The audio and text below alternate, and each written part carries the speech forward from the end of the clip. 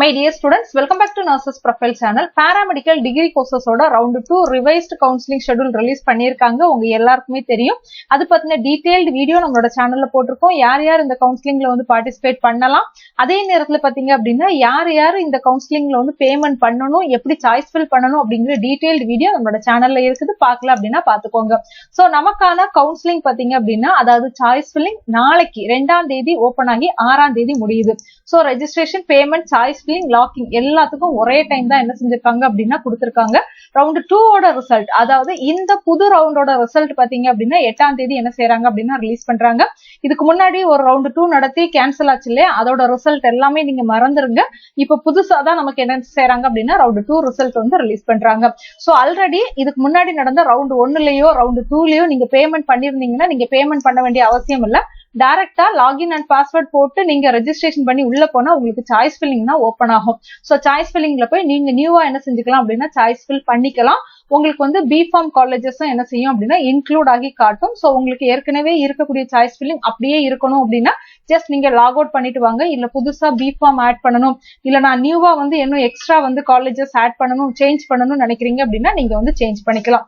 1வது ரேங்க்ல இருந்து 53,165வது ரேங்க் வரைக்கும் உள்ள யார் வேணாலும் இந்த கவுன்சிலிங்ல என்ன செய்யலாம் அப்படின்னா பார்ட்டிசிபேட் பண்ணலாம்.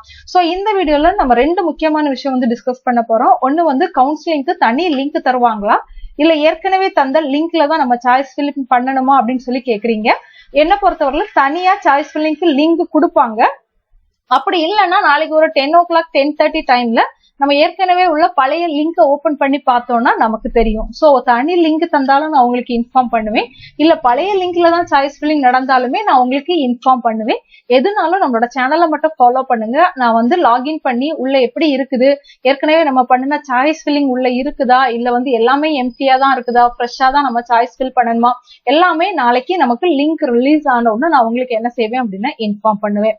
அதே மாதிரி சீட் வேகன்சி புதுசா கண்டிப்பா சீட் வேகன்சி என்ன செய்வாங்க அப்படின்னா ரிலீஸ் பண்ணுவாங்க. ரிலீஸ் பண்ணுவோன்னு தான் என்ன செஞ்சிருக்காங்க அப்படின்னா நமக்கு கவுன்சிலிங் ஷெட்யூல்லே அவங்க வந்து மென்ஷன் பண்ணிருப்பாங்க.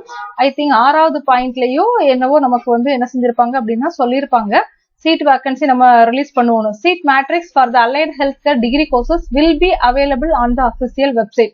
சோ நமக்கு என்ன செய்வாங்க அப்படின்னா கண்டிப்பா வந்து ரிலீஸ் பண்ணுவாங்க. அப்படி ரிலீஸ் பண்ணாட்டா கூட நீங்க சாய்ஸ் ஃபில் பண்ணும்போது உங்களுக்கு எல்லா காலேஜஸ்மே என்ன செய்யும் அப்படின்னா டிஸ்பிளே ஆகும். சோ மை டியர் ஸ்டூடெண்ட்ஸ், நீங்க செய்ய வேண்டியதெல்லாம் ஒண்ணுதான், நர்சஸ் ப்ரொஃபைல் அப்படிங்கிற நம்மளோட சேனலை சப்ஸ்கிரைப் பண்ணி சேனலை கரெக்டா ஃபாலோ பண்ணுங்க. எல்லா அப்டேட்டும் டான் உங்களுக்கு கரெக்டா வந்து என்ன செய்யும் அப்படின்னா சேரும். நீங்க எதையுமே என்ன செய்ய மாட்டீங்க அப்படின்னா மிஸ் பண்ண மாட்டீங்க. தேங்க்யூ.